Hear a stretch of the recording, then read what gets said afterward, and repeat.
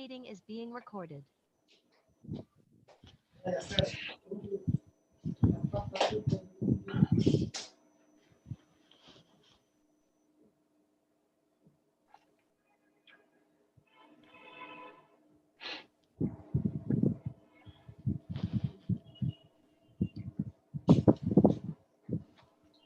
Assalamu alaikum wa rahmatullahi wa barakatuh. Bismillahir Rahmanir Rahim. Alhamdulillahi Rabbil Alameen. Wassalatu wassalamu ala nabiyyil ameen wa ala alihi wa sahbihi ajma'een wa tabi'ina lahum bi ihsanin ila yawmiddin. Amma ba'd. Our honorable guest speaker, Professor Dr. Habib Ahmed, distinguished guest, our brothers and sisters, ladies and gentlemen. This is an honor to welcome you all to this special lecture organized by Islamic Economics Association of Shariah and Islamic Studies Faculty of the University of Kuwait, as the Nadil Iqtisad Islami currently is trying to promote the Sharia compliant strategies and models by conducting various types of lectures, talks, workshops, and trainings, which usually cover a wide range of areas in Islamic banking, Islamic finance, microfinance, capital market, equity market, and many other broad areas of Islamic banking and finance. As also we are trying to cover some specific topics, including sukuk, fintech, corporate banking products, practical other contemporary issues. Today we are very much honored to have our guest speaker, world-renowned expert and scholar, Professor Dr. Habib Ahmed, who will be talking today on the topic of the role of Islamic social finance in realizing sustainable development goals. Inshallah. Professor Habib Ahmed is a Sharjah Chair in Islamic Law and Finance in Durham University Business School. Prior to joining Durham University in 2008, he worked at the National Commercial Bank and Islamic Development Bank Group in Saudi Arabia. He has also taught at the University of Connecticut in the United States of America, National University of Singapore, University of Bahrain, and he also worked as a visiting professor at Hamad bin Khalifa University, Qatar. Professor Habib has also worked as a consultant for several international organizations such as United Nations, UNDP, World Bank, IRTI, Islamic Financial Services Board, ICD, and the COMCEC under the OIC, and CBAFI. Prof. Habib has authored and edited more than 100 papers and publications, which include articles in international reference journals, books, chapters in books, and other academic papers and reports. He was awarded recently by ISDB Prize, Global Prize for Impactful Achievement in Islamic Economics, first prize in this 2022. So this is an honor to have Professor Habib Ahmed today to conduct the lecture on the role of Islamic social finance in realizing sustainable development goals. So without further ado, let me invite Prof. Habib to conduct the lecture, please. Thank you very much for that generous introduction. Can you hear me? Yes, Prof. Yes. Okay, let me share my slides with you.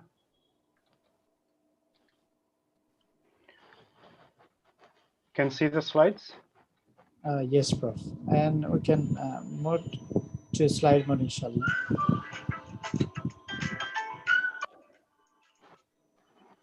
Yeah, yes, Prof. It's perfect now, inshallah. Okay. Okay. Bismillah ar-Rahman ar-Rahim and Assalamu alaikum and very good afternoon to, or morning actually, to everyone attending. I will be talking today about an interesting topic, a contemporary relevant topic, role of Islamic social finance in realizing the SDGs. I'll try to cover three main things. First, an introduction to SDGs, look at the status in OIC member countries, and also identify the role of finance. And then we will look at Islamic social finance and the SDGs.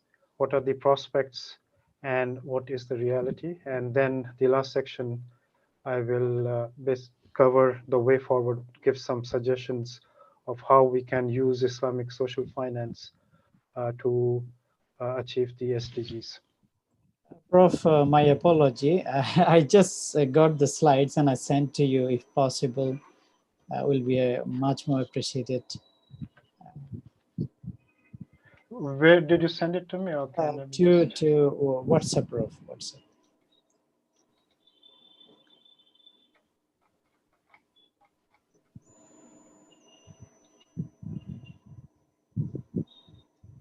It will just give me some time.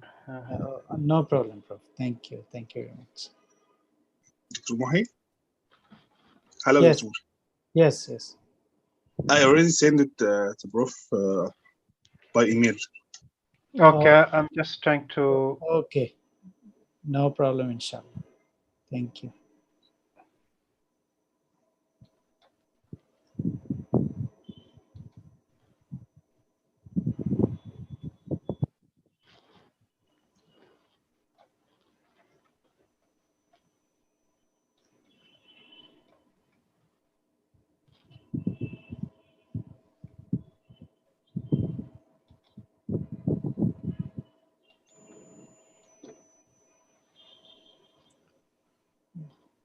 Can you see it now? Yes, Prof. It's now perfect, mashallah. Yeah.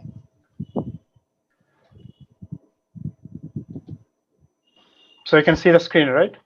Yes, Prof. Yes. Okay.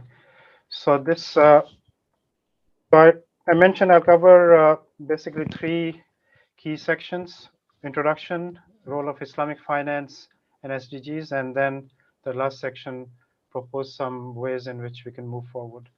Now, the background and the context of SDGs. In 2015, actually, the global community, they took two key initiatives. One is, of course, the UN Agenda for 2030, which had listed 17 Sustainable Development Goals.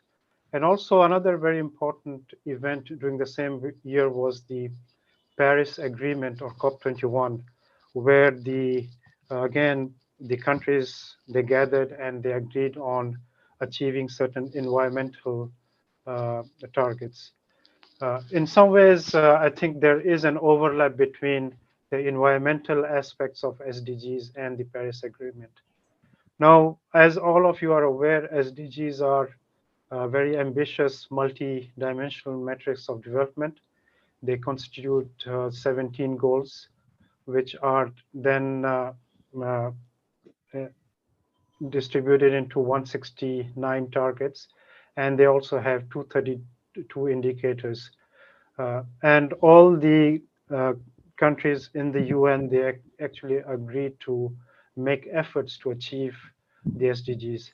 Now, one of the implications of launching the SDGs in 2030 is that in 2015 was that all the countries in some ways have similar goals.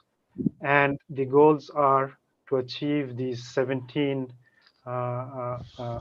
sustainable development goals, which you can see can be broadly classified into economic goals, social goals, and environmental goals. Now, you can see, interestingly, when we look at these goals, the economic goals, we can classify only 4 of them belong to the economic goals. The social goals are much more. There are 7, and then environmental are also 4. So the notion of development under sustainable development is not only to look at the economic aspects, but also look at social and environmental aspects. So we can in some ways say that it is more people focused when you're looking at social, and also it is planet focused in terms of looking at the environment. Now, of course, since 2015, a lot of countries try to change their policies to achieve the SDGs. But unfortunately, the COVID-19 came and put a break to it. And now, after the post-COVID era, we see that there's increased uncertainties and risks. And actually, a lot of countries which were on path to achieving some of the SDGs, it may be difficult for them to do so.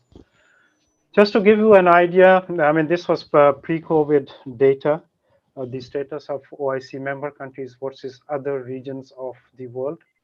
I mean, OIC member countries, as you see, they were not the best performance. They were better than Africa. Otherwise, they were lagging behind all other regions, the averages of all other regions.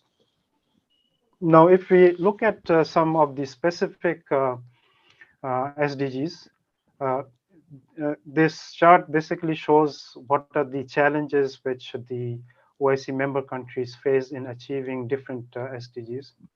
I have listed only 5 here.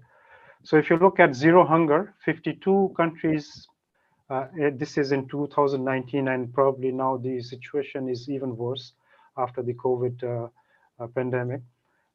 So 52 countries in 2009 faced major challenges to achieve the zero hunger objective of SDGs.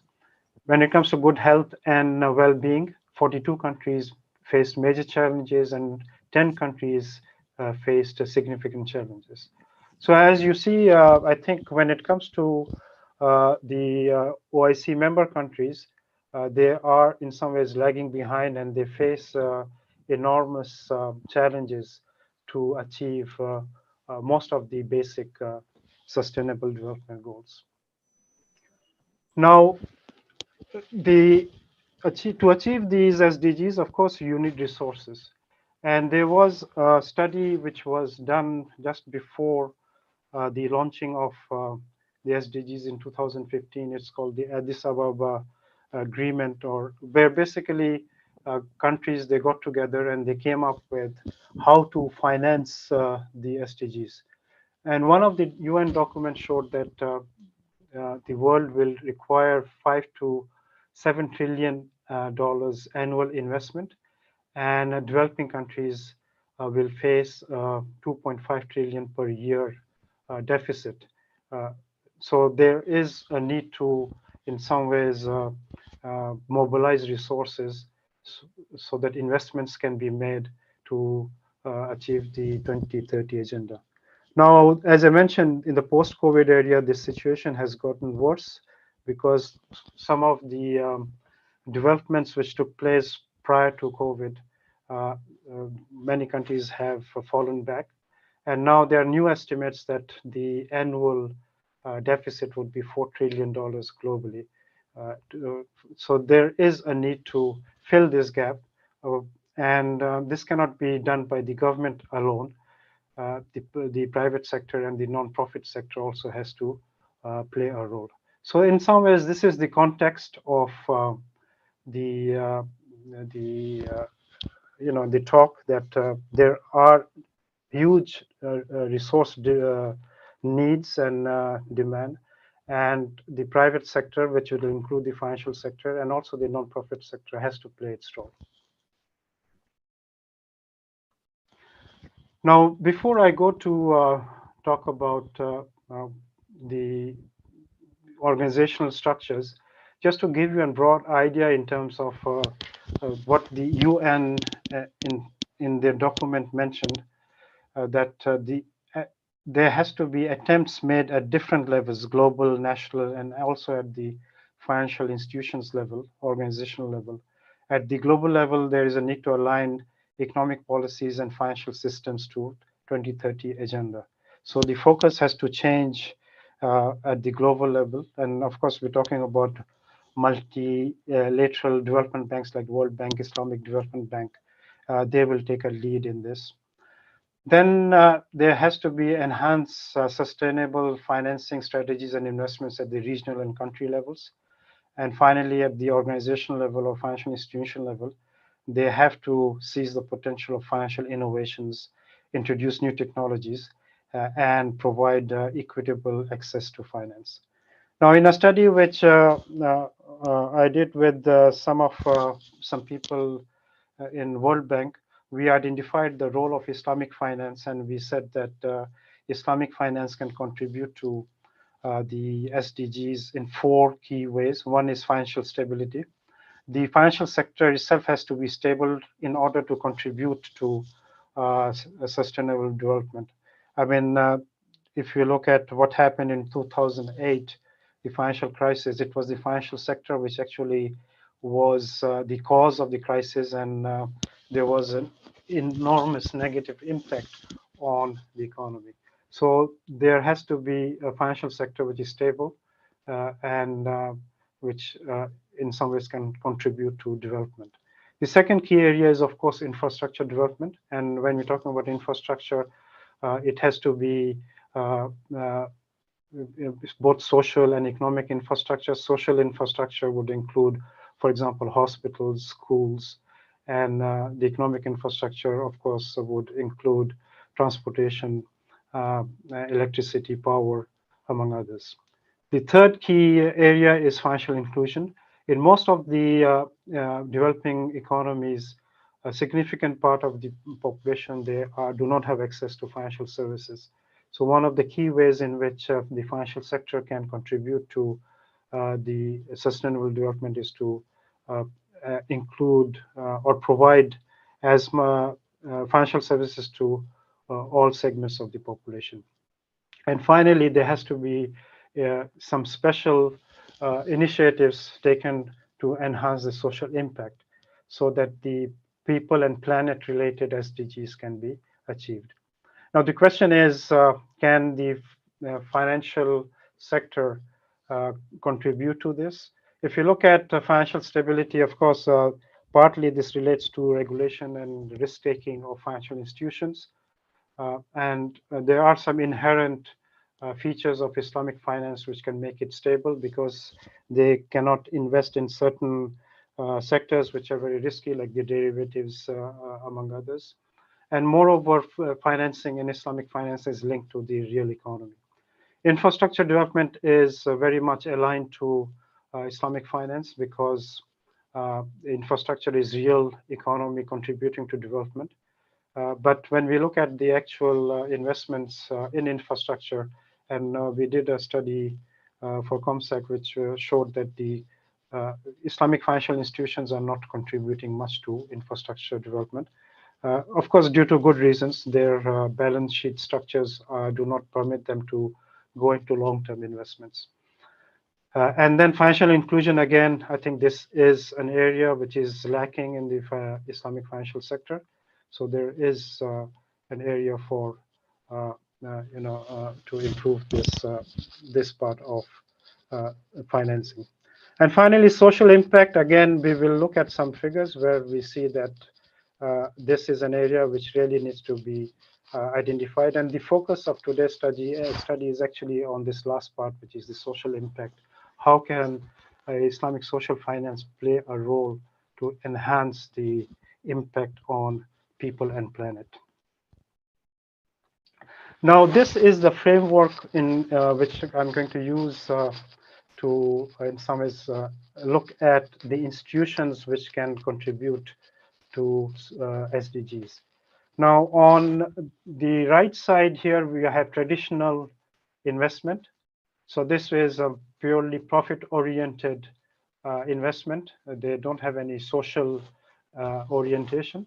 And on the left side, we have the other extreme where we have traditional philanthropy, where nonprofit organizations are completely committed to social impact, and they are not worried about any generating any surplus or profit. And then we have in between different shades of or combinations of social and economic impact or outcomes. So given the nature of the organization, we will see that they can actually have either focusing only on social, and then they have to depend on grants because they do not generate any surplus. And then on the other side, we have this traditional investment where they're just focused on profit, but they do not create any social impact. Now, here in these boxes, we have identified the different organizational structures which can be used to achieve these social and economic goals.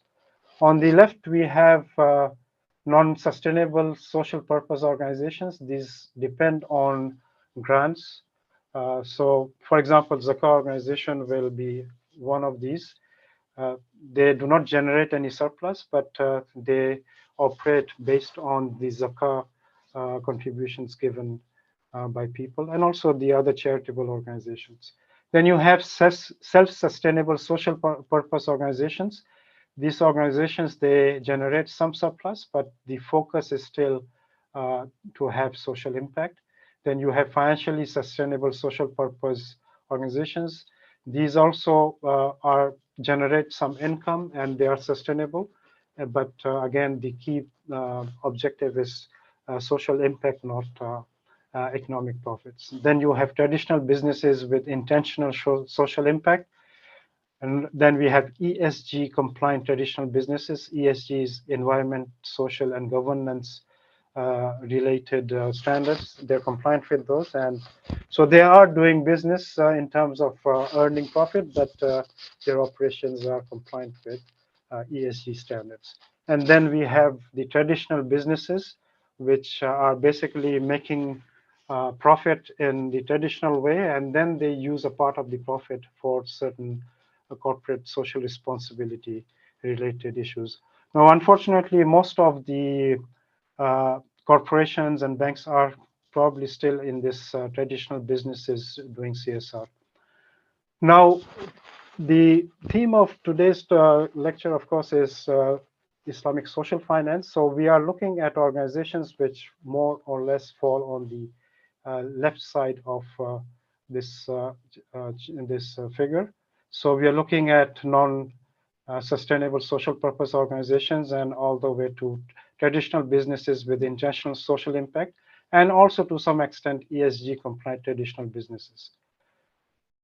Now, if we are thinking of Islamic social finance, then we have to in some ways basically identify how the different organizations they can, these organizations which include economic and social goals can have an impact on both people-linked and planet-linked SDGs. So I think the mindset has to change in terms of looking at objectives of organizations in terms of achieving economic goals to organizations which achieve both social and social and economic goals. Just to continue, in the traditional finance, we see different products which are out there at different levels. So in the previous slide, we looked at organizations. Here we are looking at some of the products which are used. So for example, for traditional philanthropy, grant making, donations to venture philanthropy funds, and then we have social impact bonds which cover the social impact along with some economic returns. Banking, the underbanked, this will be financial inclusion, microfinance, but the objective is social impact, not to make money. Then you have impact investment funds and loan funds. Then on the right side, we have business and personal microfinance. Again, here the objective of microfinance is to generate profit, but in the process also provide financing to the business ventures. And then we have green bonds, sustainable bonds, and ESG funds and SRIs. So again, this is what is happening in the conventional. We will be talking about the Islamic part in the next part. Just to give you some idea in terms of what are the initiatives which have been taken in terms of SDGs or ESG and finance, we see that IFC, which is International Finance Corporation, private sector affiliate of World Bank, it actually initiated these social and environmental sustainability standards in the 1990s. So they are in some ways the first organization which included social and environmental screening when they were financing different projects. And as you see, they started this in the 1990s. And under the leadership of IFC, they gathered some larger banks and they came up with what we call the Equator Principles. And the Equator Principles basically is, again, some social and environmental standards which when banks sign to the Equator Principle, they also agree that when they make especially larger investments in projects and other things, they will not only look at the economic returns, but also look at the impact on environment and society. Then the UN came up with the principles of responsible investment, UNEP Guide to Banking and Sustainability. World Bank has its environmental health and safety guidelines. Again, when World Bank is financing different projects, they assess not only the economic returns on the project, but also the impact on environment and society health, among others. Then after the launching of the SDGs, the UN Principles of Responsible Banking was initiated in 2019. And as you see, many financial institutions, large banks from 47 countries, they have signed up to this. Basically, in some ways, promising that they will be abiding by some of the sustainable and social issues related to financing. ISDB, Islamic Development Bank, also came up with Sustainable Finance Framework in 2019. So they also now include sustainability as one of the criteria when they are financing different projects in the member countries. Now, these are international initiatives. There have been a lot of activities in the private sector also. Many indices and credit rating agencies, they have come up with what we call ESG ratings. So they are not only rating companies according to their credit quality in terms of the credit rating, but also they provide the ESG ratings, environment, social, and governance related ratings. And as I said, the major indices and credit rating agencies like S&P, MSCI, Bloomberg, among others, they all have their own ESG ratings of different companies. Before I go to the Islamic part, just to give you an idea of what's happening in the West, it seems that there is a lot of consciousness of the ESG related issues among the investors. And because of the investors' interest, a lot of the assets which are managed by institutional investors, they are actually going into sustainable investments. So because there is a demand from the investors, the fund managers and institutional investors, they are investing significant part of their funds into this ESG compliant funds. So as you see in Europe, it's close to 50%. This data is a bit outdated, but I think the numbers probably are higher now than these, because with time, I think there's more and more consciousness and movement towards sustainable investment. In US, it was relatively low. Canada, 50%. Australia, New Zealand, 63% of the total asset managed went into sustainable investments. And in Japan, it is 18%. So I think the key point is that when it comes to sustainable investment, it seems that the West and the conventional markets are in some ways leading and in some ways showing the way. So let's now move on to the Islamic social finance part. I'll start with this slide that when we are talking about Islamic finance and sustainable development and SDGs, I think the key thing is we have to understand what do we mean by Sharia compliance. Now, we can think of Sharia compliance in a narrow way and a broader way. The narrow understanding of Sharia compliance is legal compliance. So as long as a product fulfills the the Sharia, the legal compliance principles, it is considered. So it is basically whether the product is halal or not. We are not considered about any other things. But I think Sharia compliance is not only legal, but also ethical considerations. It has to include the ethical considerations. And one of the ways in which we can include the ethics is to look at the maqasid. Maqasid are, as you know, the objectives or goals of Sharia. So if we are looking at legal compliance, we're just looking at the contract. We're not looking at the impact. If you're looking at maqasid, we are looking at not only the contract, but also the impact, how the contracts are used, what are the impact on the society, what are the impacts on the environment. So I think in some ways, it is a very important part. Sometimes we forget when we change the idea of what the concept of Islamic finance is.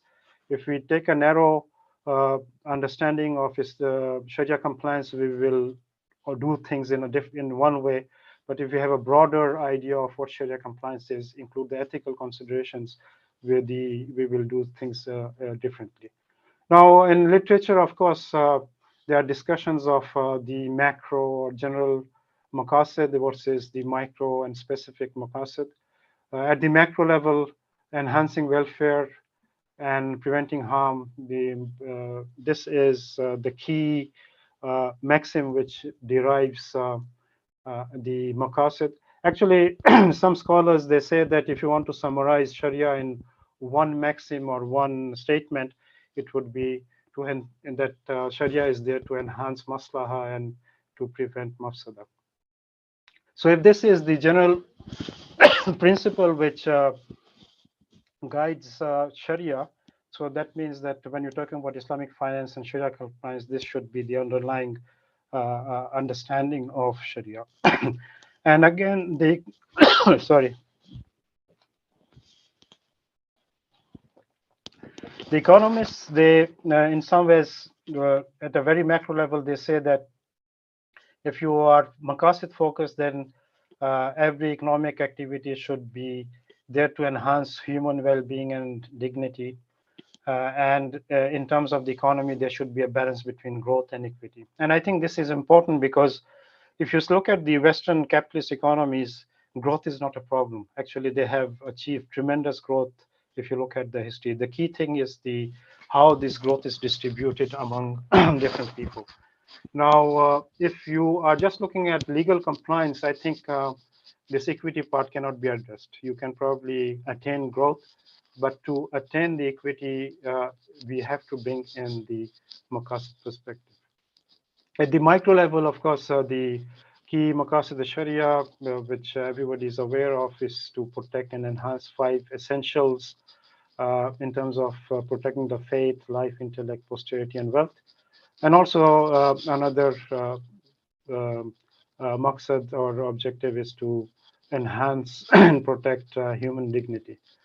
And at the operational level, we're talking about ensuring justice in contracts. Now, if we have this general framework, and if you want to link it to the SDGs, we can in some ways see that they are in some ways ethical, moral values in the teachings of Islam, which basically inclines the economy and also the financial sector to serve the people. So they are very closely linked to what we call the people-linked SDGs. I mean, I have quoted here a Quranic verse from which says, "Then we have not sent you the Prophet ﷺ, but as a mercy to all the world." So the key thing is we have to in some way see where we're talking about Islamic finance and Sharia related issues. Where is this mercy in terms of the impact on human life and also the environment? Again, I mentioned the purpose of Sharia can be summarized in terms of the maxim of enhancing the maslaha and preventing the mafsada. The specific ends is to enhance and protect faith, life, intellect, posterity, and wealth.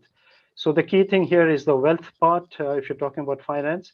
And this is for all. This is not for only a few people. When you're talking about at the societal level, the maqasid al-Sharia, protecting and enhancing the wealth for all segments of the population. And by the way, wealth, I think, is an important factor. It also affects the other maqasid, like it affects life, it affects the posterity, and also the intellect. And the guiding principles in transactions, as I mentioned, it is justice or adl in commutative contracts and ihsan in gratuitous contracts. Gratuitous contracts are basically the charitable contracts. Now, if we have this general framework, the ethical framework, then Sharia values and principles would lead to an equitable economic development and enhance human dignity. And then we can also look at a lot of actually Sharia values and principles which are linked to the planet. I have here just cited a few, one Quranic verse and a couple of ahadith, which basically shows that we are here as vicegerents and khalifa, as trustees of Allah subhanahu wa ta'ala, to preserve, promote, and not to misuse the natural capital. As you see, the Quranic verse, it says, and the earth we have spread out like a carpet, set there in mountains firm and immovable, and produce there in all kinds of things in due balance. Now, the excessive exploitation of the environment in some ways is disturbing this balance, as we see what's happening around us in terms of the environmental and climate-related crisis. And then, of course, there are a lot of teachings in the Sharia texts which promotes, taking care and preserving the environment. And again, I have just picked up two hadiths just to provide some reference. There is this hadith from Sahih Bukhari which says, there is none amongst the Muslim who plants a tree or sows a seeds, then a bird or a person or animal eats from it, but it is regarded as a charitable gift for him. So the key thing is that there is an encouragement to plant tree, sow seeds, so that others can benefit. The key thing here is that you're not doing it only for you, but you're doing it for others, and there's what we call the positive externalities of these actions. And then the other hadith, which is again, it's very, I think, relevant in terms of when the Prophet passed by Sa'd and he was performing wudu, ablution, and he said, what is this extravagance? I think he was using a lot of water for his wudu. And Sa'd asked, can there be extravagance in ablution? And the Prophet ﷺ said that, yes, even if you are on the bank of a flowing river. The implication is, even if you are using water from a river, you should just use what is necessary, not to use so much more than that. So the point here is that I just identified a few references here, but there are a lot of texts in or references in the Sharia text which can be used to show that protecting the environment is an essential ethical principle and value in Islamic teachings.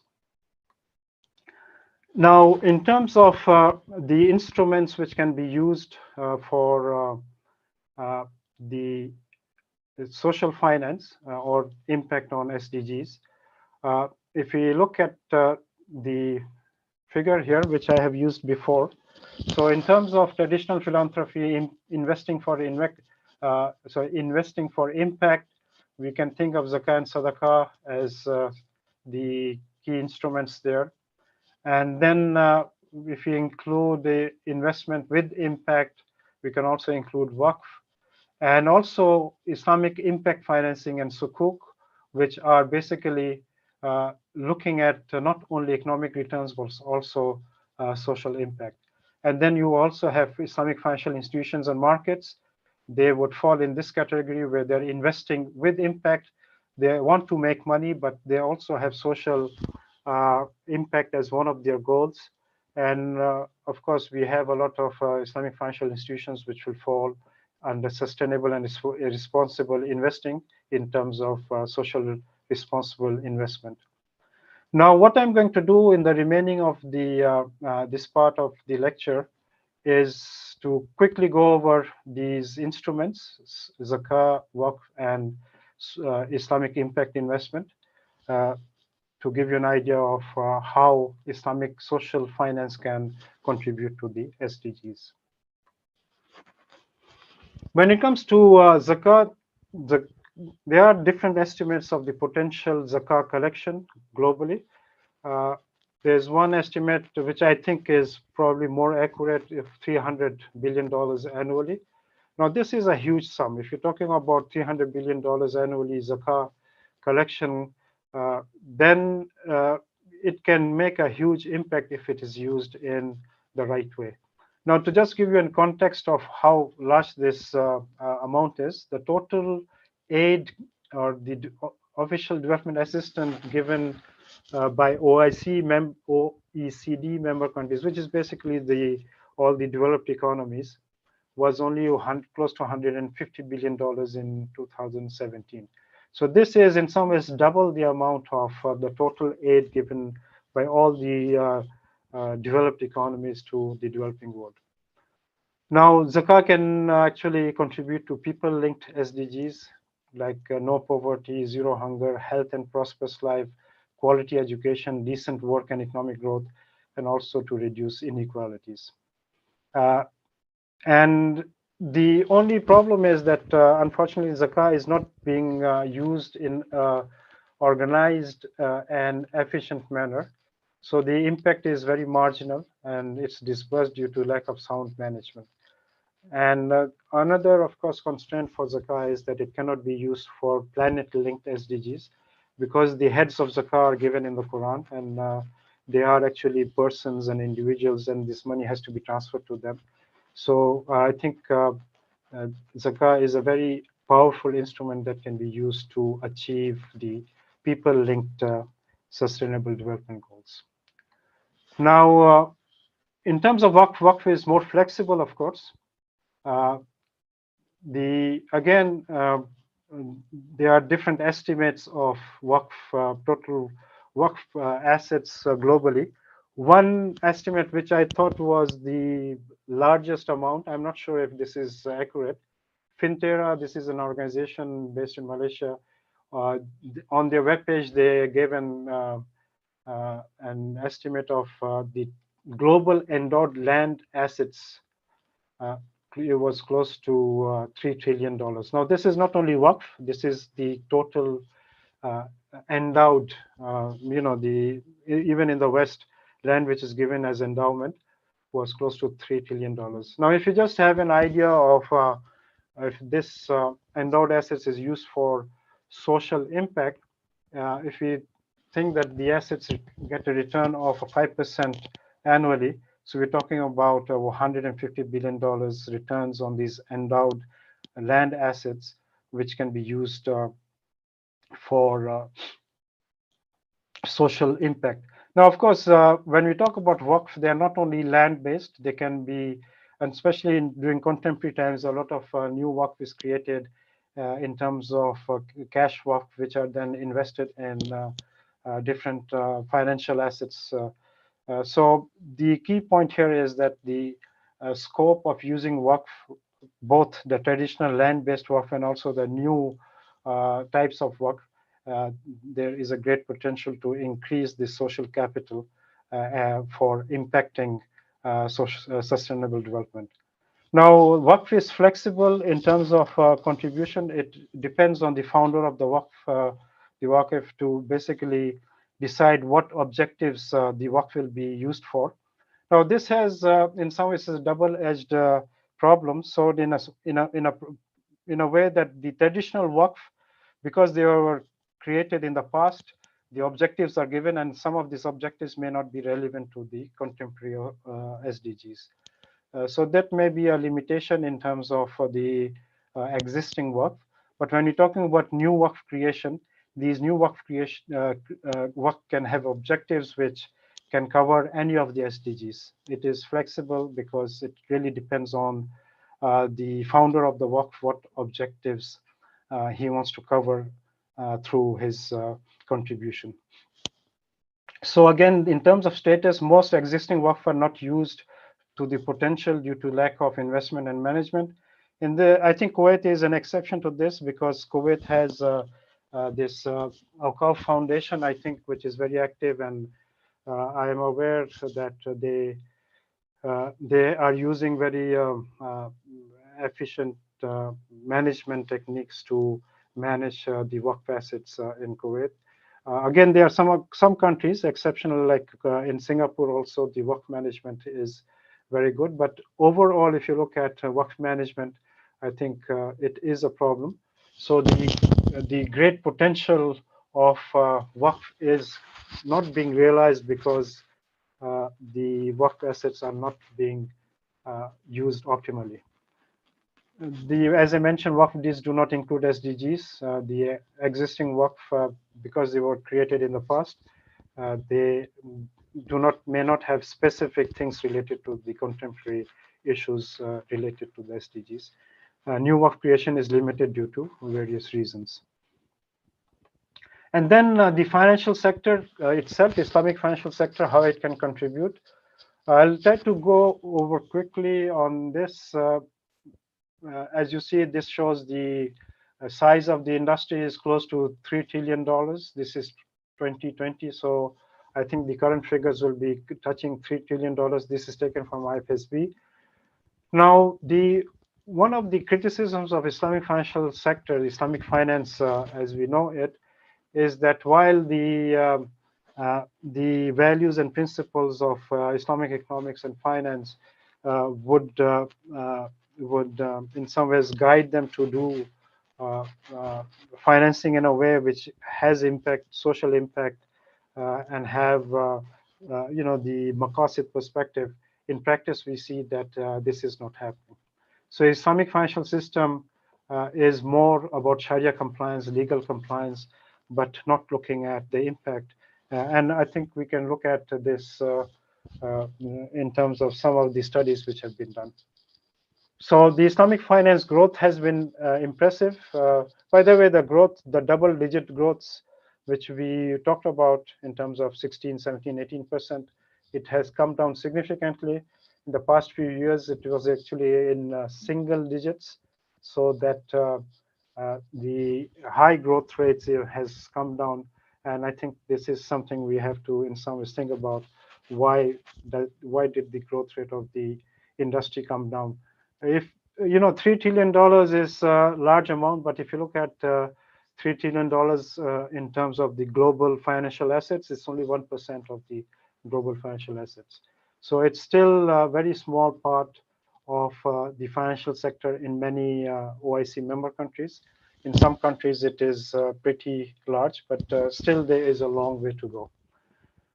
Now, the criticism of Islamic finance, especially from academics, is that it's not contributing to the social goals. As the Islamic economists, when they talked about Islamic finance in the 1970s and 80s, they had this maqasid perspective, but they found that they think that the Islamic finance sector is actually not fulfilling the social goals. It's very much a profit-oriented shareholders, profit maximizing, and in some ways organization, not caring much about social impact. Now, one of the ways we can, in some ways, look at it is of the 132 banks sign up for UN principles of responsible banking. Only one bank, Jais Bank, which is Islamic bank in Nigeria, actually it's a very small bank, has signed up to this UN principles of responsible banking. In some ways, it shows that they are not really, in some ways, inclined towards these new ideas yet. And this we see in different empirical studies. I have here summarized some of the empirical studies which were done some time back. They're not very late, 2013 is the latest one. These studies look at the performance of different banks. I've mentioned there how many banks were in the sample in terms of Sharia compliance, which is the legal compliance, their contribution to stakeholders' interests, charitable activities, and social and environmental impact. So if you look at the summary of the studies in the bottom here, Sharia compliance or legal compliance is good. So when it comes to considering the stakeholders' interest, good to moderate. Charitable activities, it's moderate.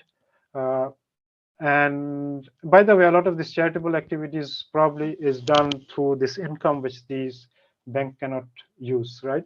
So if you have income from penalty, income from interest, it goes to a charitable fund, and maybe this is the fund which is doing these charitable activities. But the key thing for today's talk is that all of these studies, they see that the Islamic banks, when it comes to social and environmental impact, it is insignificant in actually all of the studies. Now we can see this difference in terms of what are the expectations of the stakeholders and what the Islamic banks are doing. If you look at these two studies, which I have summarized here. On the left, the green table shows 477 respondents in Malaysia. These are people, common people, and this was a survey done by a PhD student. And they were asked a question in terms of given importance to these different factors.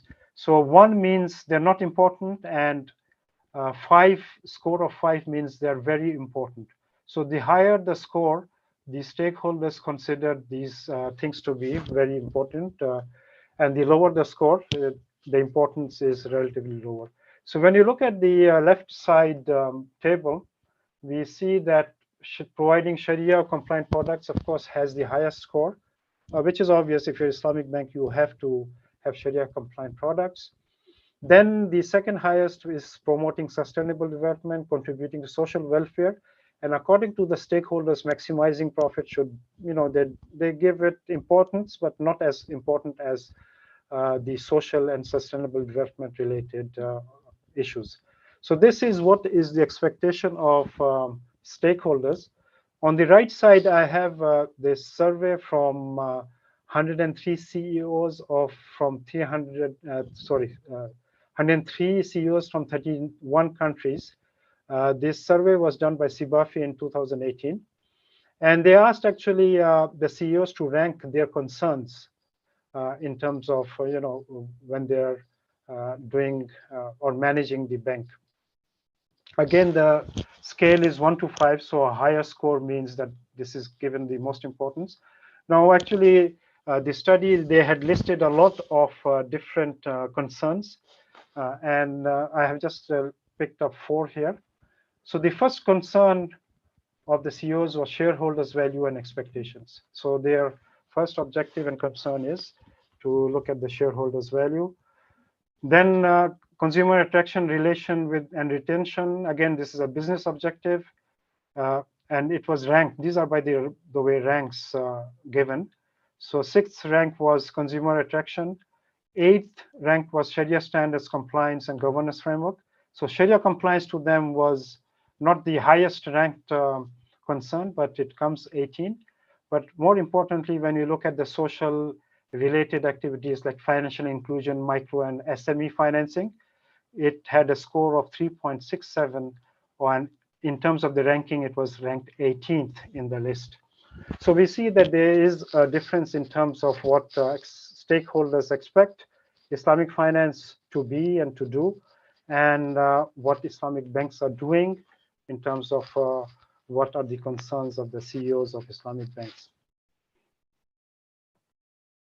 So given this mismatch in terms of expectations and practice, the key issue is how do we move forward, and how can the practice reflect better the Sharia values and principles. I think I'll be looking at 4 key ways in which this can be done. One is the conceptual reframing. The second is organizational cultural orientation. Third relates to innovation for providing social finance. And finally, we have developing a legal regulatory ecosystem which can support the social financing. Now, when it comes to zakah and waqf, we don't have any problems because they are, social organizations to start with. They would do social impact. There, the key issue would be to improve the organizational efficiency and effectiveness. So here we are looking at Islamic finance, how it can enhance the impact on social impact and SDGs. So I think one of the key things is the softer part, which is what does Sharia compliant mean? As I said, if we look at Sharia compliance in a narrow legalistic way, then we will have products which we are seeing now, and the focus would be just be Sharia compliant, halal product, and not to worry about anything else. So I think we have to enhance the meaning of Sharia compliance to what we saw, the broader perspective of including maqasid. It is about ends, it is about the impact, it is about the other values and principles related to the maqasid al-Sharia. Now, the key thing is how do we change this Sharia compliance concept in the industry? I think, of course, we have to first link these SDG related issues, environment, social, and governance related issues to the Sharia texts. We cannot just say that Islamic financial institutions should be doing SDGs and ESGs.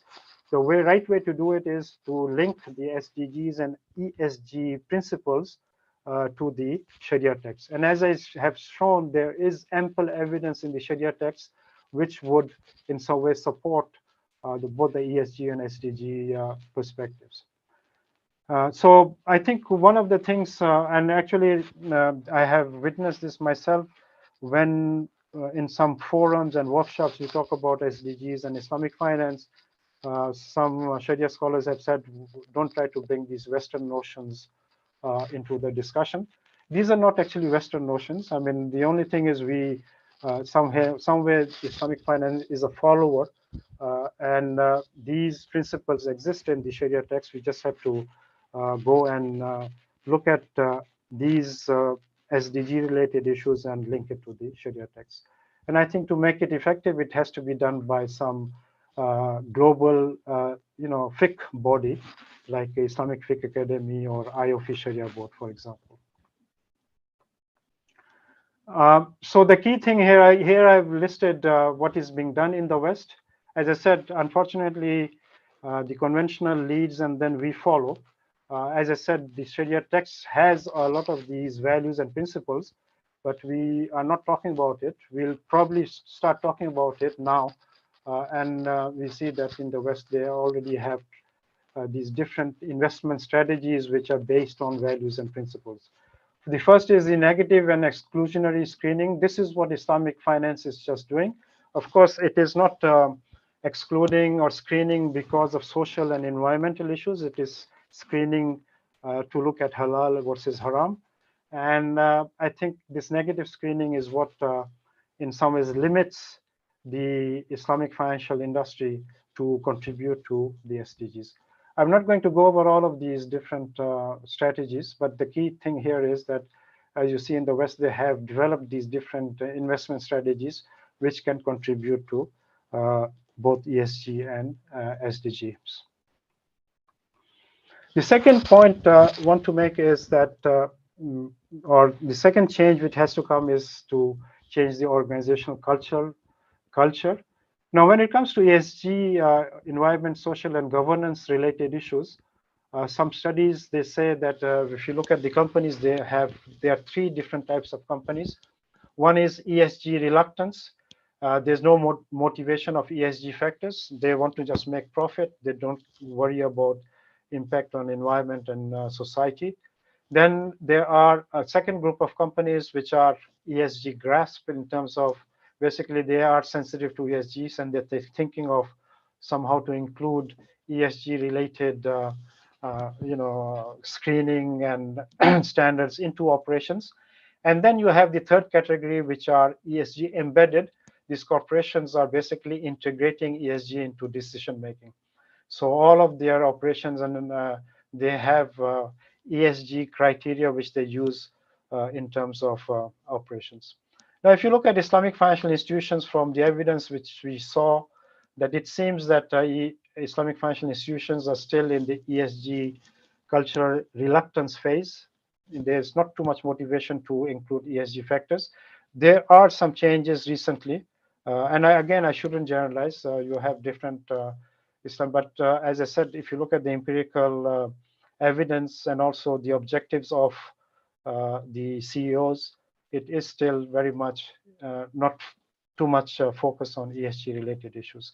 So there is a need to change mindset toward ESG cultural embedment phase, because future is about ESG, and if it does not include this, actually it can be a risk in the future.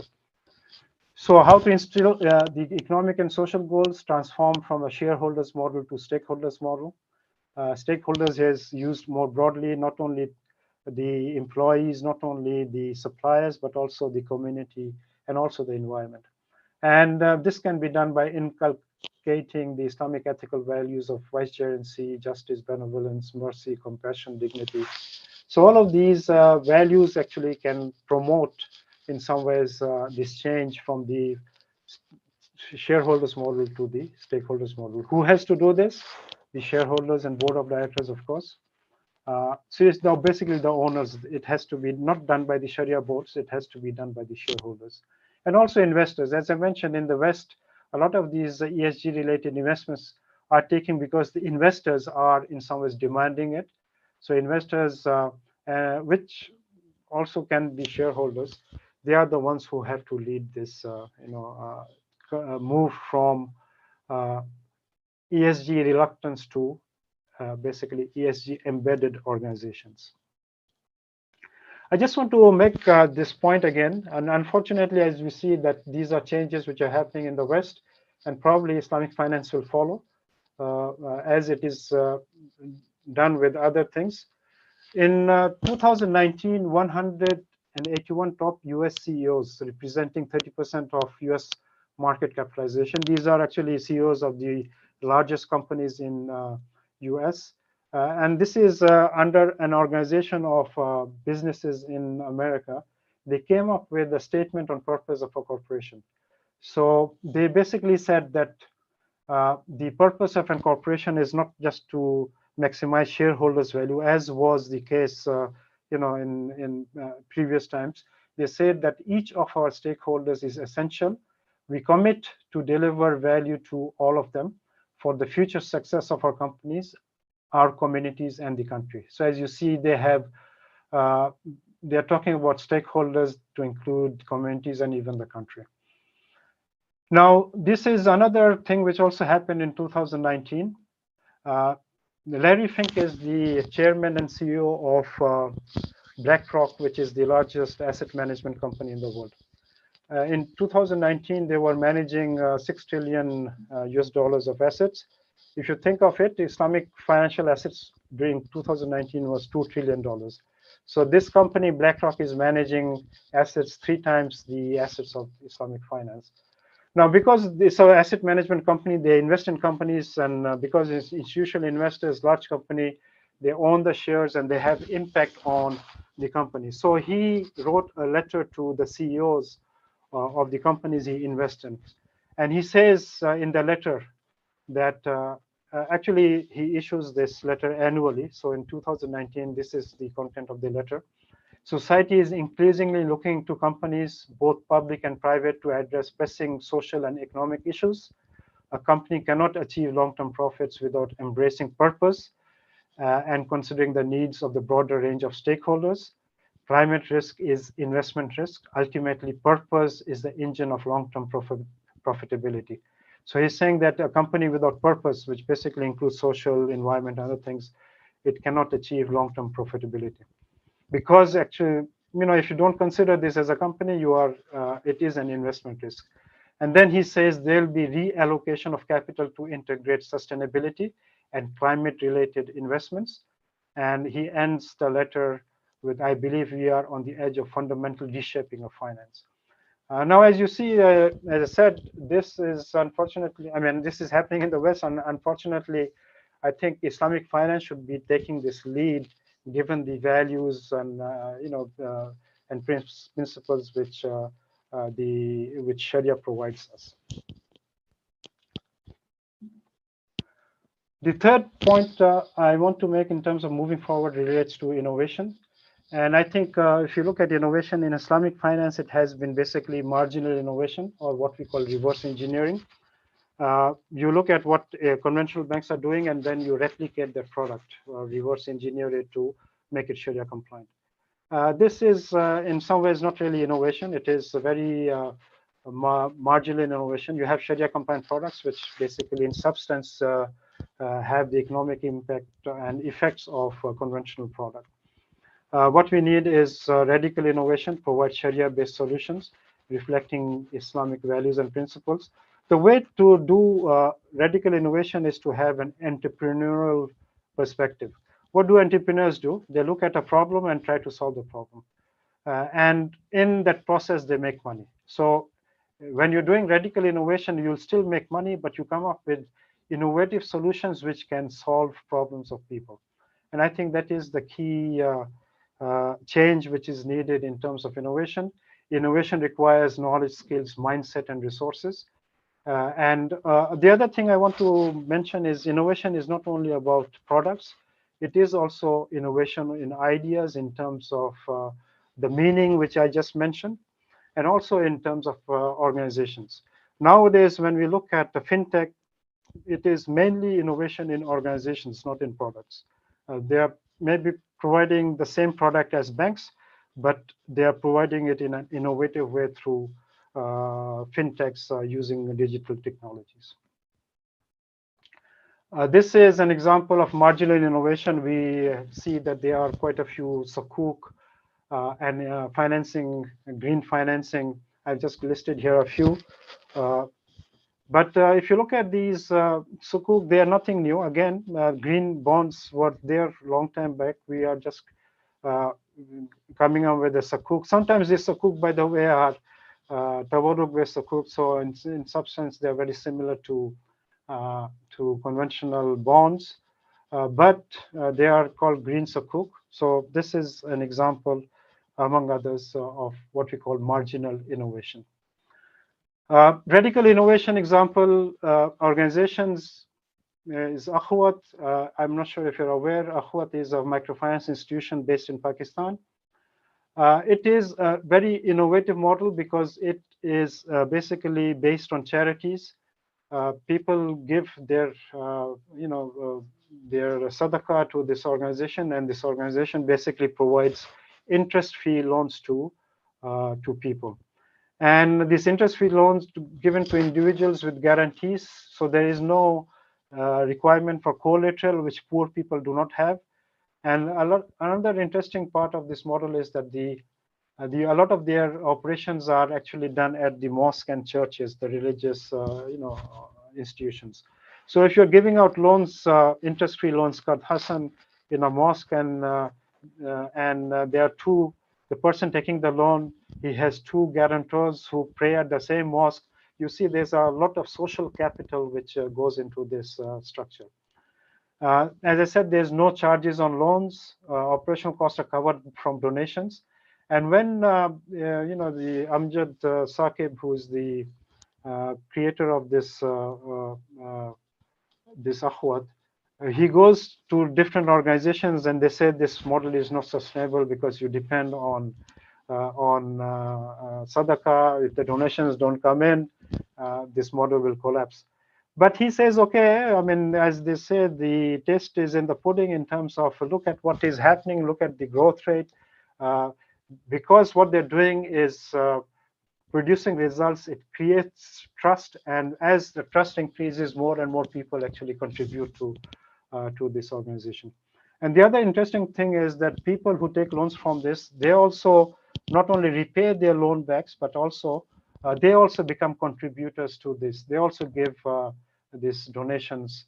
Their donations are very small amounts, but the key thing is they not only repay their loans back, but they also become donors to this project.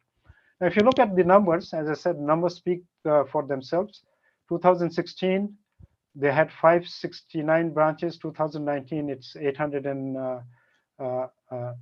I have not updated it, but you get an idea in terms of the growth rate. 2016 amount disbursed was 33 billion rupees. It is more than double to 78 billion rupees. Recovery rate is 99.9%, which is close to 100%. And the number of people who benefited from this Akhwat program is more than 3 million. So you see, the Akhwat model is a radical innovation, challenges the deep entrenched assumptions about economic behavior and microfinance models. And this is a very good example where he's using charity and also Qard Hasan as an instrument to empower the poor.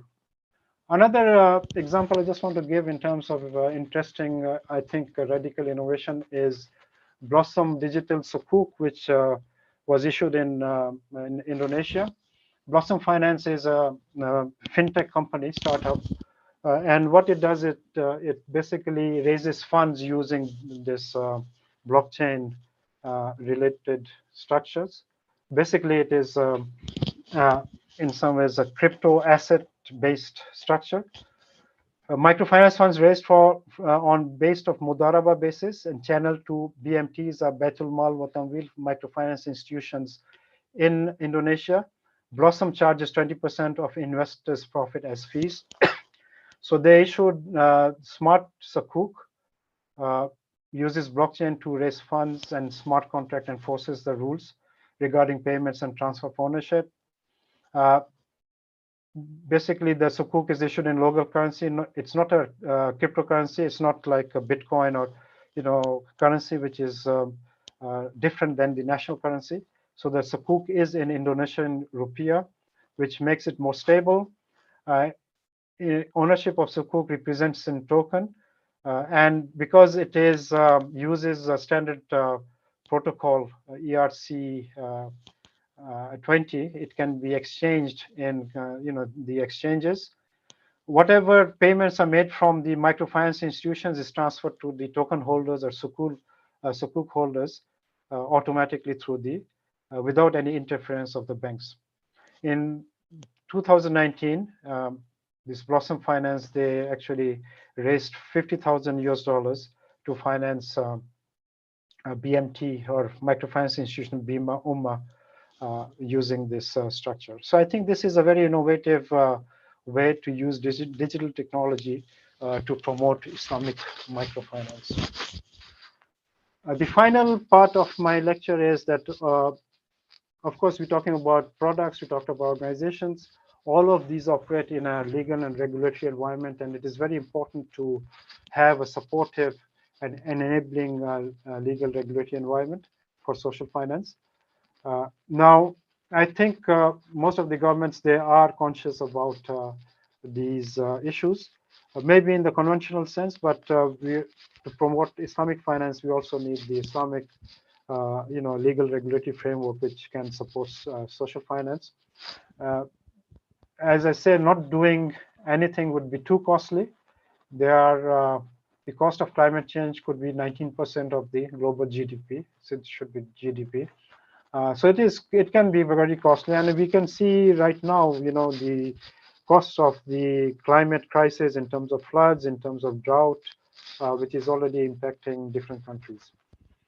Now, in some countries, they've taken initiatives. For example, in EU initiative to develop sustainable finance regulations in 2018, it develops a common taxonomy.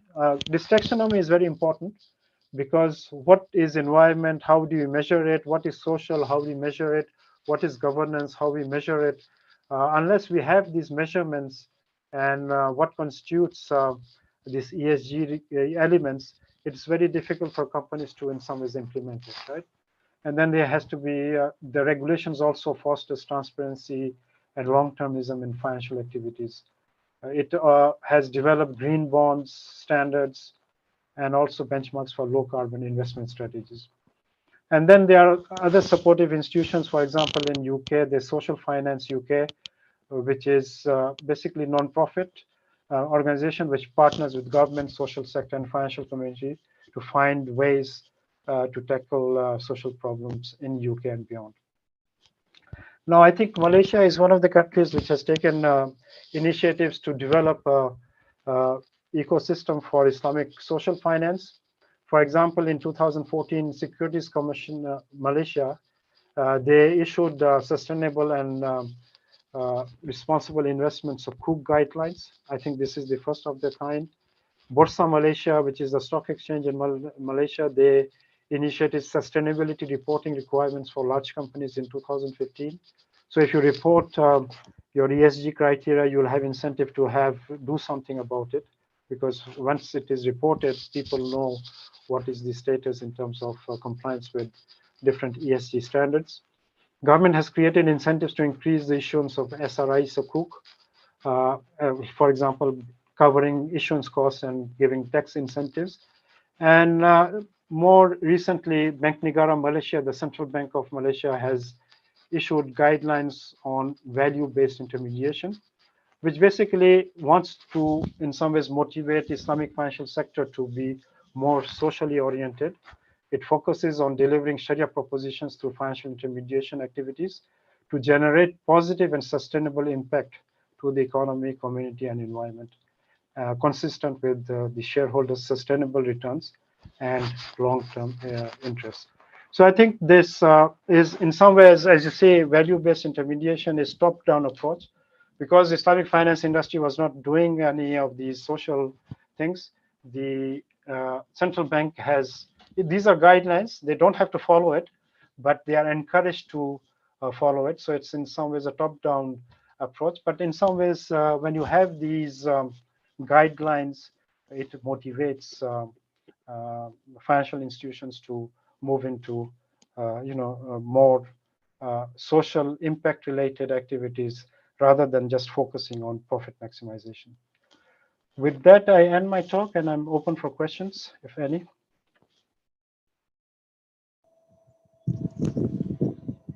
Thank you very much, Prof, for this wonderful session and informative, resourceful discussion. I believe all the participants benefited from this very important contemporary lecture.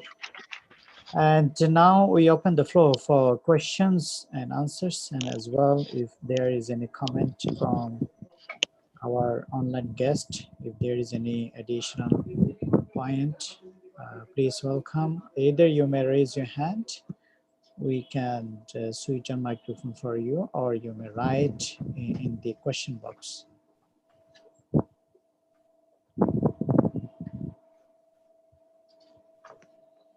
We urge our online guest, if there's any question or any additional point to be added, please you may write in the question box, or you may raise your hand.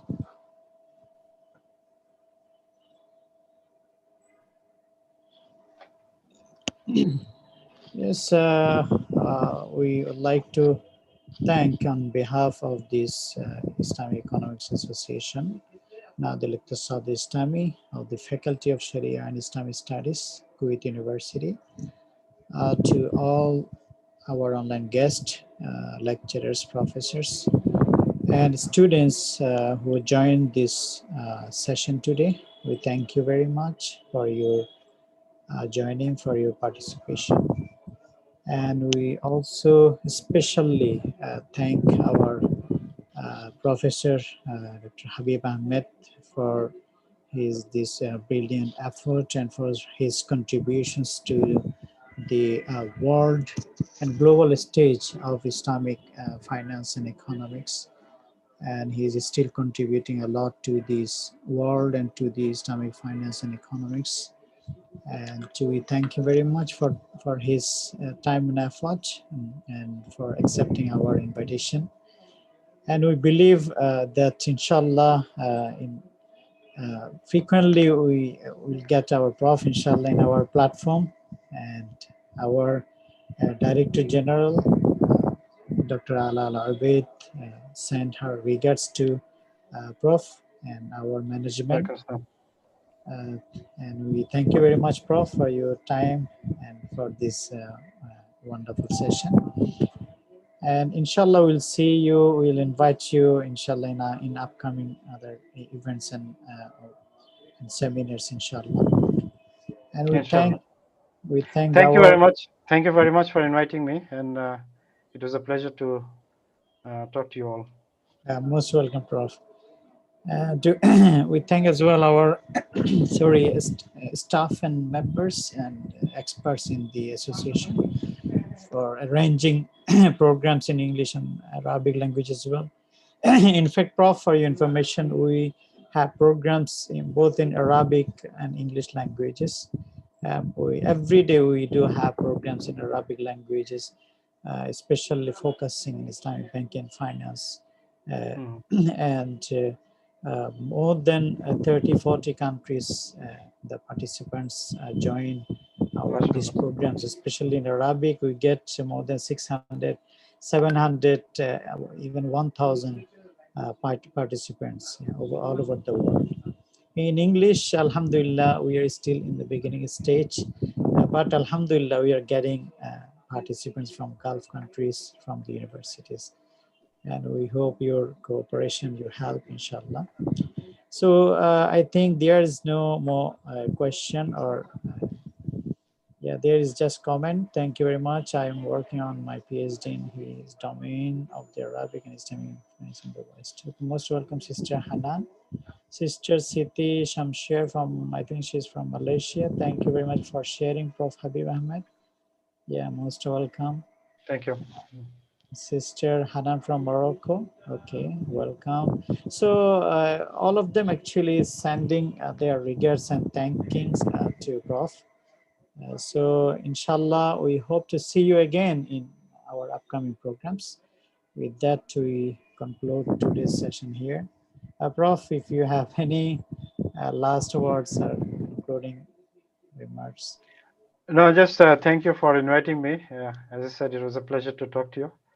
And I appreciate the efforts you're making to have these events through the internet, so people can benefit from all over the world. Thank you very much for the invitation. Most welcome, Prof. سبحانك اللهم وبحمدك أشهد أن لا إله إلا أنت أستغفرك وأتوب إليك. السلام عليكم ورحمة الله وبركاته. وعليكم السلام.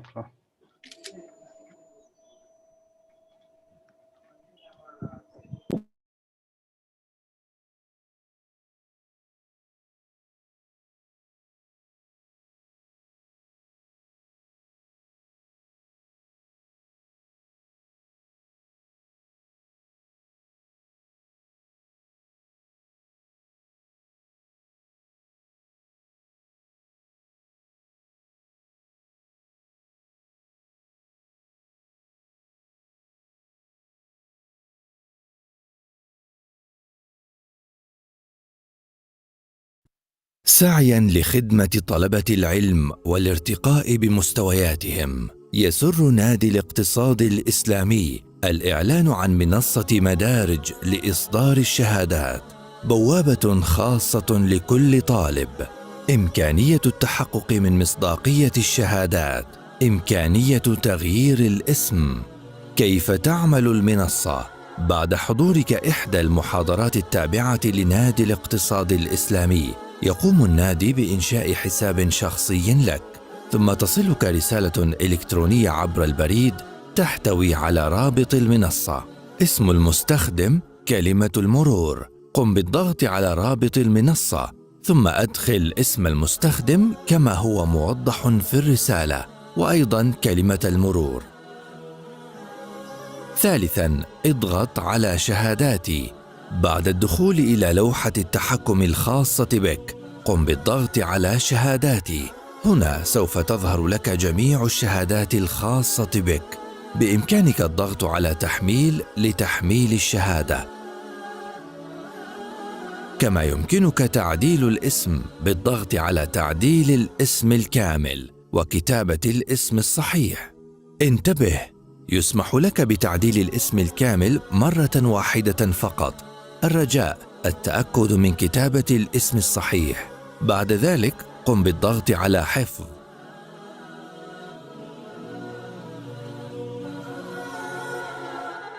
كما يمكنك تعديل كلمة المرور وإدخال كلمة مرور قوية. تم تسجيلك في منصة الشهادات بنجاح. مرحبا وأهلا بك في منصة مدارج الخاصة بشهاداتك في نادي الاقتصاد الإسلامي. شارك الآن وارتق معنا بسلم عضويات النادي. نادي الاقتصاد الإسلامي، التأصيل والتميز.